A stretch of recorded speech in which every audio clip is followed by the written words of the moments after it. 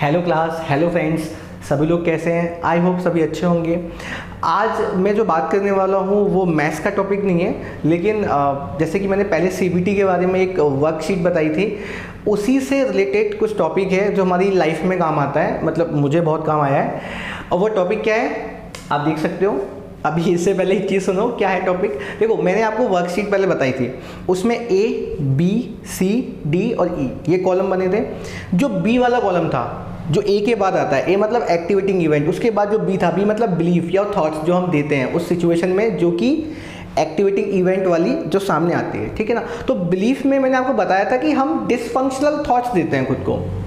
क्या देते हैं? डिसफंक्शनल स्टेटमेंट देते हैं। जो थॉट्स सही हो भी सकता है और नहीं भी, हमें नहीं पता होता, लेकिन हम फिर भी सोच के ये देते हैं। हमें ये नहीं पता कि उसका प्रूफ क्या है। तो डिसफंक्शनल थॉट्स में कई टाइप के थॉट्स आते हैं, या डिसफंक्शन एनालिसिस में कई तरीके के एनालिसिस आते हैं, जिसमें से एक होता है नन एंड ऑल थिंकिंग।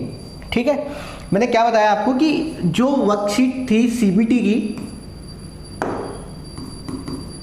की जो वर्कशीट थी, ये वाली A B C D and E, ठीक है ना। इस वर्कशीट में हमने इस बी की बात की थी, बिलीफ, जो इस इवेंट के लिए किसी पर्सन का होता है। किसी भी इवेंट में हर किसी के अलग अलग बिलीफ होते हैं, याद रखना ये वाली बात। कोई इवेंट किसी के लिए नेगेटिव हो सकता है, कोई इवेंट किसी के लिए पॉजिटिव हो सकता है। इवेंट कभी कोई नेगेटिव नहीं होता, कभी कोई पॉजिटिव नहीं होता। इवेंट की व्याख्या, उसका इंटरप्रिटेशन हम कैसे करते हैं उस पर डिपेंड करता है। उस इवेंट की जो हमने व्याख्या की है, उसका इंटरप्रिटेशन किया है, वो कैसे किया है उस पर डिपेंड करता है। तो इंसान से इंसान पर होता है, ना कि सिचुएशंस ऐसी होती हैं, कई दफ़ा नहीं होती, ठीक है ना। मैं बताऊंगा आगे जाके, फिलहाल इस पर बात करेंगे अपन। तो जो बी था, ठीक है, बी मतलब क्या होता है? बिलीफ। बिलीफ मतलब यहाँ पे जो थिंकिंग हम कर रहे हैं इस इवेंट के लिए, वो थिंकिंग जो कि डिसफंक्शनल है। मैंने यहाँ बताया था डिस्प्यूट करते हैं अपन, जैसे किसी के चेस्ट में हैवीनेस हो गया, उसने उसको हार्ट अटैक समझ लिया, अब ये सही है या नहीं है। या मैंने आपको पहले एग्जांपल दिया था, टाइम टेबल आ गया था, उसने कितने गंदे गंदे स्टेटमेंट दिए थे खुद को कि टाइम टेबल आ गया, पता नहीं क्या होगा, कैसे होगा। ये जो स्टेटमेंट है ये डिसफंक्शनल है, डिस्टॉर्टेड है, मतलब विकृत है, सही नहीं है। तो उनकी जगह क्या थिंकिंग होनी चाहिए, मतलब उनकी जगह कौन सा थॉट हमें देना चाहिए, तो उसके लिए कई तरीके के एनालिसिस होते हैं, ठीक है। उनमें से एक है नन एंड ऑल थिंकिंग। अब इसको मैं एक एग्जांपल से बताता हूं आप लोगों को। सपोज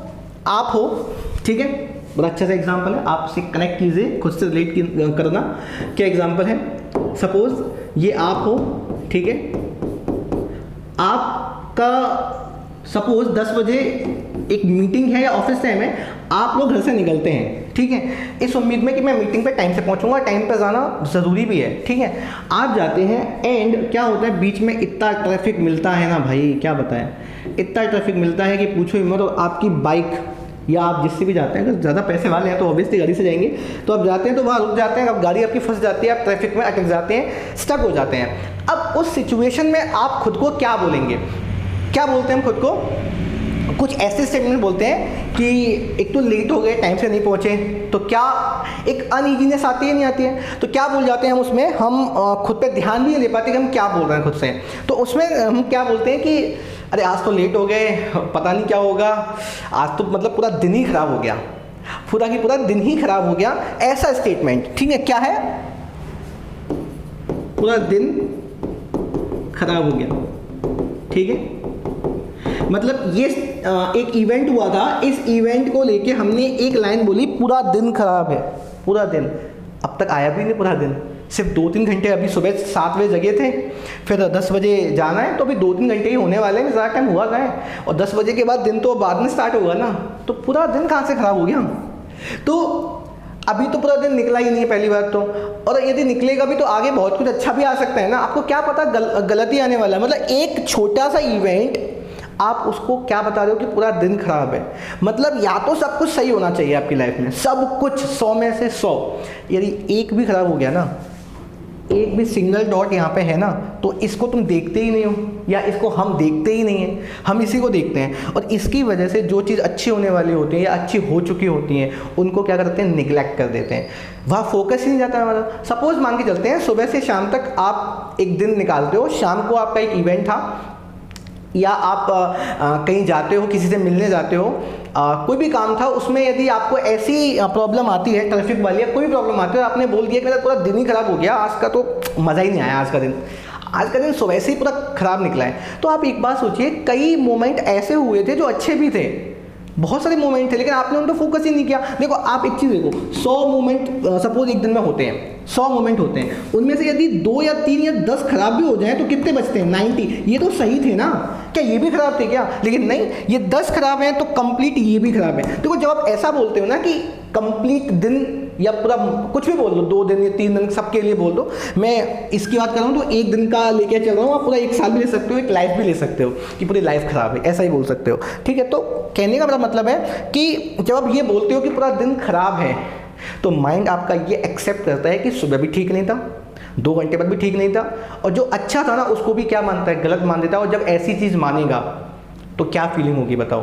जो आपके 90 अच्छे टाइम थे जिनकी वजह से सेरोटोनिन डोपामिन रिलीज हो रहा था माइंड में, वो तो रुक गया ना भाई, उनको तो आप याद करने वाले भी नहीं हो, क्योंकि आपका फोकस किस चीज़ पे है? आपका फोकस वहाँ पे जहाँ पे गलत हुआ है, ठीक है ना। हमारा फोकस वहाँ पे जहाँ गलत हुआ है, तो जब उस पर फोकस करेंगे तो ऑब्वियसली इसका तो मज़ा नहीं ले पाएंगे ना अपन, जो 90 ठीक हुआ था।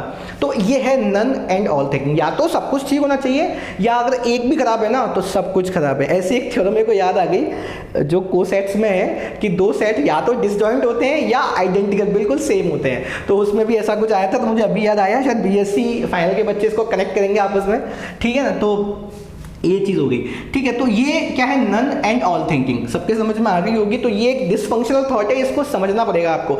आप एग्जाम देने जाते हैं, आप एग्जाम देने गए और क्या हुआ, आपने 10 में से सपोज 10 क्वेश्चन आते हैं, आपने क्या किया? 8 क्वेश्चन किए। कितने की? 10 में से आपने 8 क्वेश्चन किए, और 8 अच्छे खासे क्वेश्चन होते हैं अपने आप में, ठीक है। 2 क्वेश्चन आपसे नहीं हुए, आप खुश होकर निकले कि कम से कम मैंने 8 तो की, अच्छी बात है। आप निकले, आपको एक फ्रेंड सामने से आता हुआ मिला, उसने कहा यार आज तो एग्ज़ाम इतना ईजी आया ना कि जितने भी क्वेश्चन थे वो सब हो गए, जितने भी क्वेश्चन थे वो सब हो गए। तो अब तुम बताओ तुम्हारे मन में क्या चलेगा कि यार मुझे लगा था मेरे 8 हो गए, इसका मतलब अच्छा ही हुआ था ना। अब आपके एक फ्रेंड या 2 फ्रेंड आने से उन्होंने जो बोला स्टेटमेंट कि एग्जाम तो बहुत इजी था ना, सारे क्वेश्चन हो गए, तो आप क्या सोचोगे? अरे यार सबके सारे हो गए, मेरे सारे हुए ही नहीं, इसका मतलब मेरा एग्जाम ही खराब हो गया। सर कितना अच्छा एग्जाम सब लोगों ने किया है, सबके इतने अच्छे हो गए। तो पहली बात तो देखो, आप 2 लोगों से मिले, आपको पता भी सबका कैसा हुआ एग्जाम, आपने 2 लोगों से मिले हो, लेकिन आपने क्या किया? उस चीज़ को जनरलाइज कर दिया, ठीक है। उसको क्या किया? जनरलाइज कर दिया बाकी लोगों के लिए भी, कि ठीक है कि इनके 10 क्वेश्चन ठीक है तो उनके भी 10 ठीक होंगे, बाकी लोगों के भी, ठीक है ना। तो एक चीज़ यहाँ ये समझिए कि जो आपको पहले अच्छा फील करवाता कि कम से कम 8 तो हो गए, इस 8 की वजह से आपके माइंड में जो सेरोटोनिन डोपामिन रिलीज होता, अब वो रिलीज होने वाला नहीं है। आप क्या सोचेंगे कि यार नहीं मज़ा नहीं आया, यार एग्जाम खराब हो गया, सही नहीं हुआ, क्योंकि यार 10 क्वेश्चन उनके ठीक हो गए, मेरे 8 ही हो पाए, यार कोई मतलब नहीं, मज़ा नहीं आया। और ऐसे फिर सैड मूड से तो फिर आपके क्या होंगे?